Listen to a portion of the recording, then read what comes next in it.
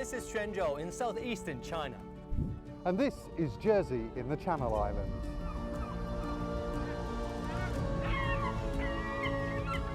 For centuries, Quanzhou has been one of China's greatest ports from where full ships of all sizes set sail, taking China's silk tea and other precious cargo to the rest of the world.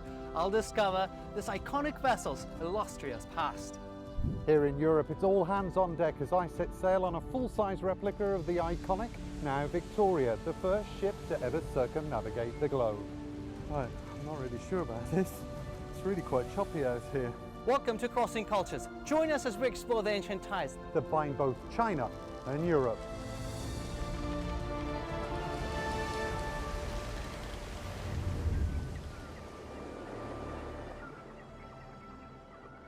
China has traded by sea for thousands of years. In ancient times, the Maritime Silk Road was a vital link to the outside world. But shipping goods, notably heavy cargo like ceramics, could be a hazardous undertaking. To reduce the risk, Chinese shipbuilders came up with an ingenious solution: the full ship. These vessels were revolutionary as they incorporated watertight bulkhead technology for the first time. The innovation would enable Chinese ships to withstand the fiercest storms and roughest seas. 这个是舱盖，水密格栅起了什么作用？就是我们的一个横降板嘛，起了加固稳定作用。然后水密格栅下面有堵水孔，堵水孔，为什么？他们别的地方漏水都会漏到这个船舱来，然后我们对叫这个船舱来抽掉水。比我想象的大。 Archaeological evidence shows merchant ships from as early as the Song dynasty between the 10th and 13th centuries were using bulkheads. Partitioning the hull in this way is still done today. It prevents the ship from being completely flooded in the event of an accident. It also facilitates storage and crucially prevents cargo from shifting. 我们这个祖先他们生长在这个我们的福建的这个沿海海边，靠海生活，靠海戏海嘛，那肯定就要研究这个船了。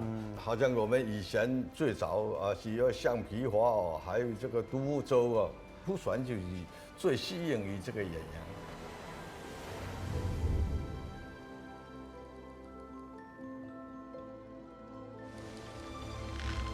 If the food ship took China to the world, the now Victoria quite literally went around it.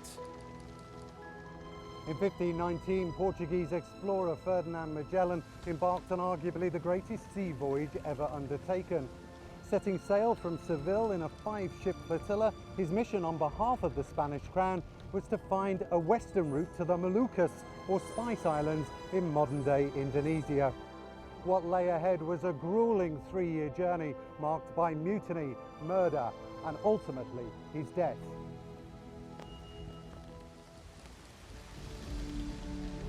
This time, thankfully, our quest is much shorter. From Jersey, we're heading north along the Normandy coast to the port of Fécamp. Javier is my guide. Javier, the scale of the task facing Magellan and his crew is simply huge. How challenging is it to sail a ship like this? Well, it's so hard to maneuver even nowadays with an engine, and back then they depended solely on the wind that made it possible only when blowing from stern or close to it. The wind staff also is quite hard to move, especially in heavy seas, because you are pushing directly against the waves and currents, and they always had to go looking for the trade winds. By the time the Portuguese commander had crossed the Atlantic and entered the Pacific, he'd already brutally suppressed a mutiny.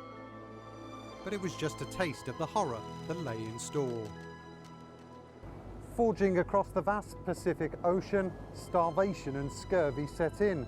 The expedition didn't make landfall for almost 100 days. It's hard to fathom what life was really like on this ship 5 centuries ago, but we do know it was one full of peril. How am I doing? You're doing fine.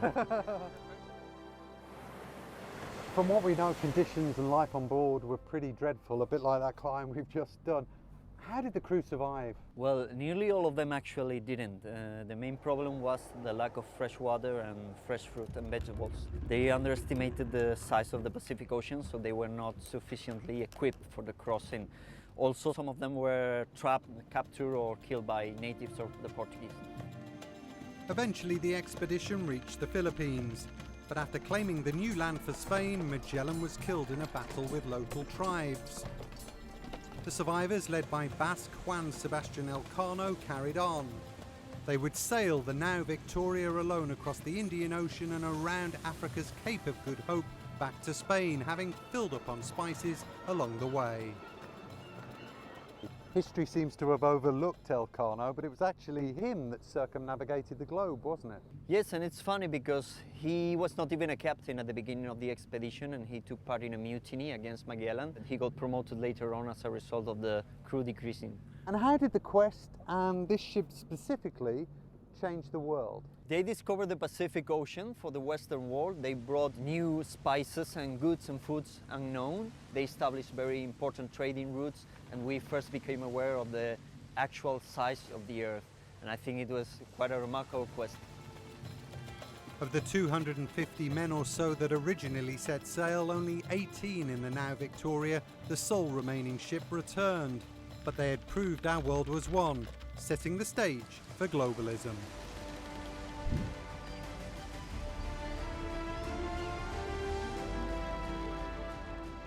Once full ships dotted ports across China, the emergence of modern steel-hulled vessels would bring that glorious era to an end. But in 2020, Lin Peizong put together a team to build a full-scale replica of this mythical ship from the time of the Ming Dynasty between the 14th and 17th centuries. 我曾做了9年的海员，又用9年的时间传承水密格章技艺。对我们这些靠海出发的人来说，浮船就像我们的家一样。我的梦想跟浮船一起重走海丝路。 Today, full ships are best known due to the model replicas that are made of them. Zhang Guohui is a master of this ancient and rare craft. 它叫浮船，只是因为它是在福建造的嘛。有的人说啊，我们福建人到其他地方去，哦，你们福建人比较有福气。这个造这个船呢，有一点这个很吉祥的。 For now, it's goodbye from me, from the deck of this wooden ship. So there you go, a snapshot of Europe's and China's maritime past. That's it for this episode of Crossing Cultures. Thanks for watching.